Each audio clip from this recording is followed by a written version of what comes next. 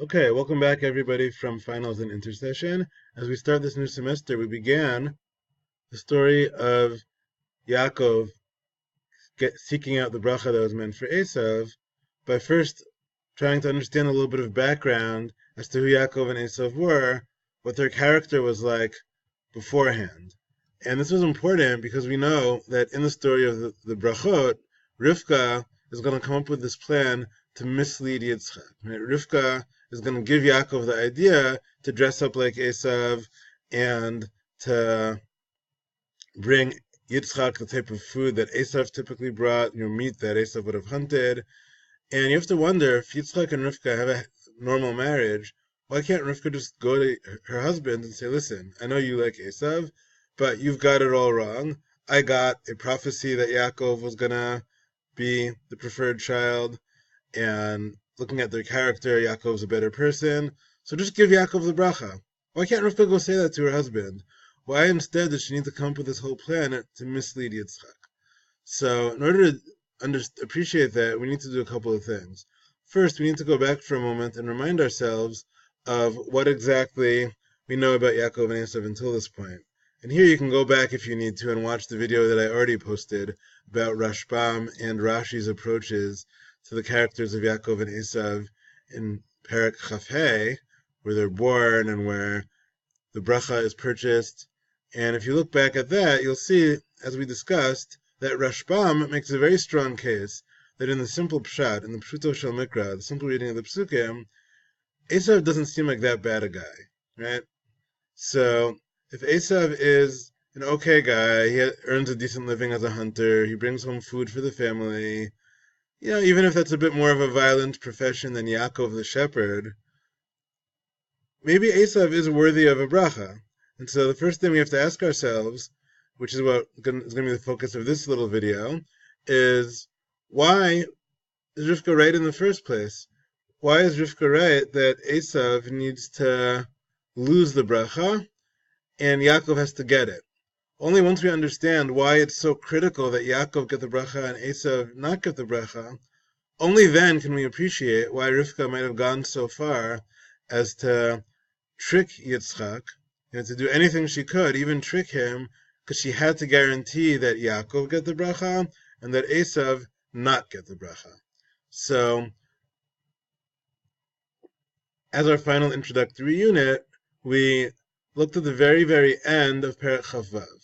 The story of the brachot is Perek Chav Zayin, but we looked back briefly at the very end of Perek Chavav, these last two psukim, because they give us some insight into why it is that Rivka would have felt that Esav cannot get the bracha.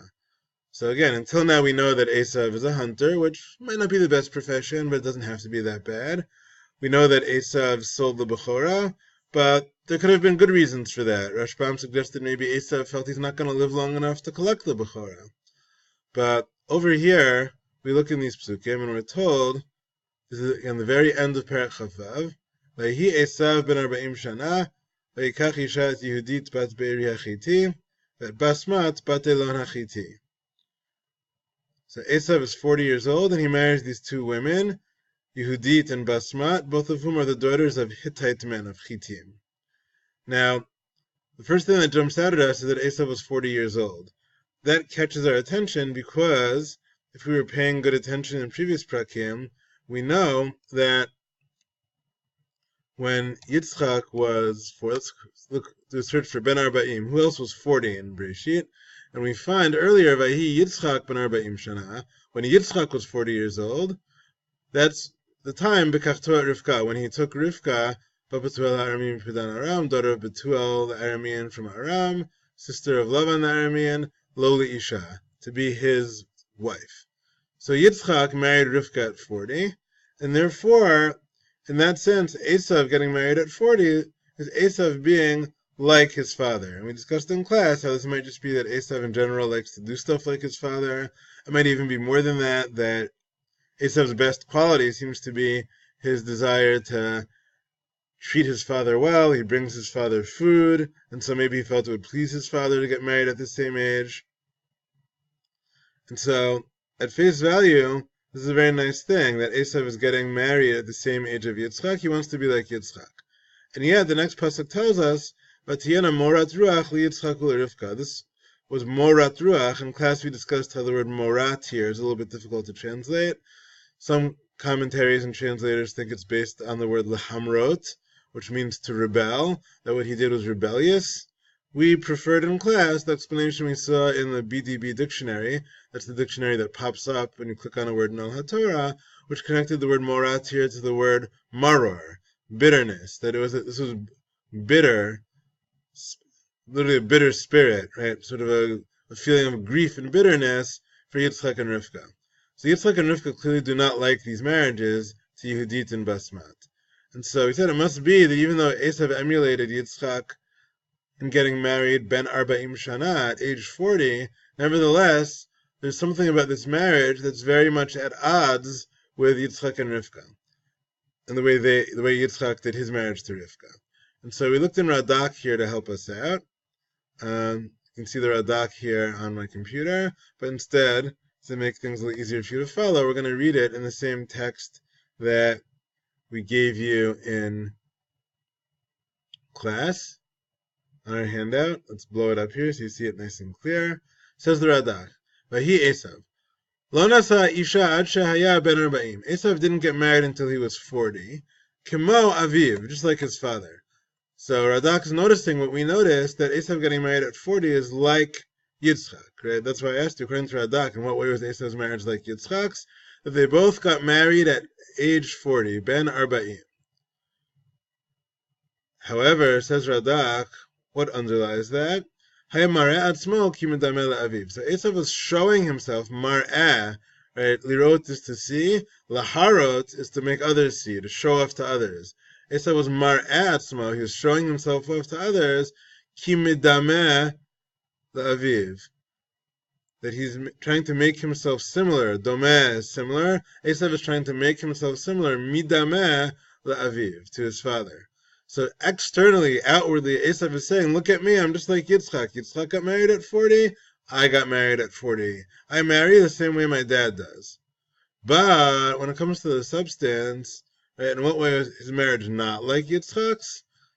So Radak continues, Lo nishmar b'bnot Canaan k'mo she'asa aviv. Esav was not careful from the daughters of Canaan, and that he was not careful to avoid marrying the daughters of Canaan the way that his father did. If you look back, when Yitzchak got married, we look for the words lo tikach, do not marry, because Avraham, in Bereshit Perek Chaf Daled, Avraham told his servant, Ashbiacha, I'm going to make you swear to me, in the name of God, the following thing. What do you have to promise me, said Avraham to his servant? Asher lo tikach isha livni mibnot Kanani asher enochet bekarbo. Promise me, Avraham says to his servant, that when you help find a wife for Yitzchak, lo tikach isha livni, do not take a wife for my son from the daughters of the Canaanim. It was very important to Avraham that when he looks for a wife for Yitzchak, the wife not be a Canaanite. Rather, ki el artzivel moladati telech. He tells the servant, go to my land, my home, my family, l'kachta isha livni li Yitzchak, and take a wife for my son Yitzchak from there. So Avraham sort of laid this principle down very early, that in their family they only marry from their distant cousins, their extended family, and not from the local Canaanites. Presumably because Avram felt that the local Canaanites had worse values. And what did Esav do? So we just said Esav's two wives were Hittites. They were daughters of Chittiim, which is one of the local tribes in Canaan. And so Esav is marrying the exact type of women that Avraham had forbidden Yitzchak to marry. So says Radak, how did Esav pick a wife? Whoever was good in his eyes, whatever woman, Esav just sees a woman there and says, oh, she's a good candidate for me, she's willing to marry me, she looks nice, I'll take her. V'lo midat aviv, without the will, the consent of his father. I'm going to skip a line on purpose now and go down here. So Radak has said that Esav's marriage was like Yitzchak's in that he got married at 40, but not like Yitzchak's in that he married local Hittite Canaanite women as opposed to looking for a wife from elsewhere. And Radak now contrasts this with Yaakov. Lo chen asa Yaakov. Yaakov didn't do that. We know Yaakov is single in this story. He's not yet married, because at the end of the next story, after the story of the brachot, at that point, Yitzchak is going to tell Yaakov that he should go off to Haran, where the extended family lives, where Lavan lives, and seek out a wife from there. So at the end of the next story, Yaakov is going to be sent off to find a wife, and therefore right now Yaakov's not married. Why not? Lo chen asa Yaakov. Yaakov didn't do this. He didn't do what Esav did. Shelo lakach isha ela midat aviv v'imo. Yaakov was not going to marry a wife without his father and mother's consent. And these local Canaanite women who are available to marry are the type of women that Yitzchak and Rivka will not consent to. So even though Yaakov was 40, Yaakov says, look, I'm 40. I know that's a little old to be unmarried, but I don't care. I'm holding out for a better offer. I'm holding out to find a woman who's going to fit with my family's values. Whereas Esav says, I'm 40, it's time, my dad got married at 40, I want to get married at 42. I don't care about the quality of the woman that I'm marrying. Now, parenthetically, Radak throws in here that, in fact, Esav's wives were not lowlifes in terms of their family background. They were from the Gedolim, the prominent families of Canaan.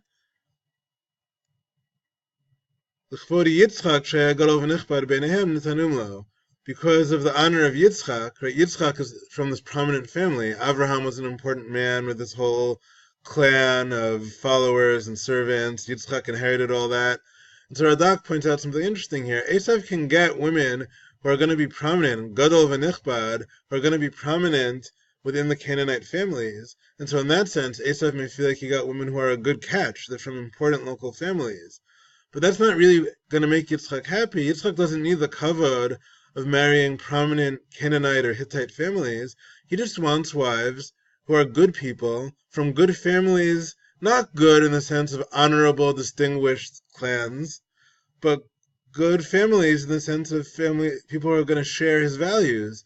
And for that, he needs people from Avram and Yitzchak's extended family in Haran.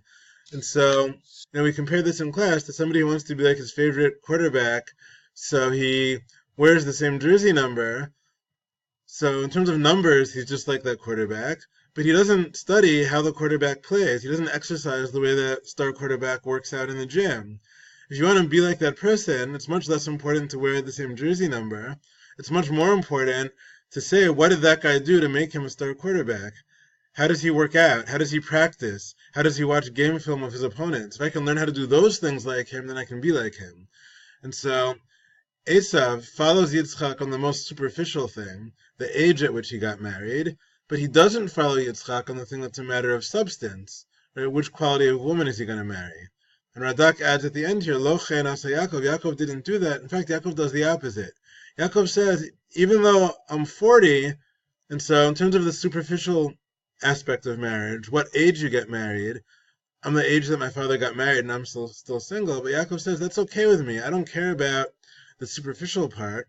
What I care about is the substance of being like my father. Yaakov says, I'm not going to get married until I can find a woman who's going to agree with my parents, meaning my parents are going to consent to that marriage, because I want someone who's going to fit their values. Parenthetically, I just mentioned an interesting thing. I'm done with the video, but in case anyone's curious, in halacha, is this true? Are you obligated because of kibbud av v'em to only marry someone whom your parents consent to? Let's say your parents have bad values, God forbid, and so they want you to marry someone who's a bad person, and you want to marry someone who's a good person. Should you still listen to them because of kibbud av v'em?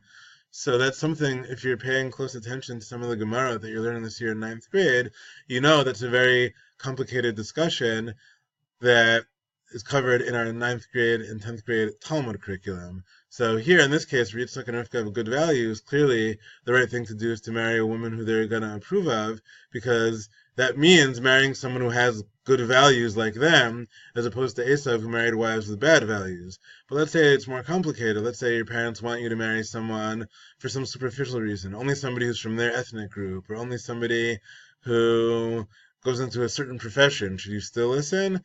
So for that, you have to ask your Talmud teachers and pay attention in your Talmud classes, because I know you're learning the sugya of kibbud av v'em this year in 9th grade Gemara.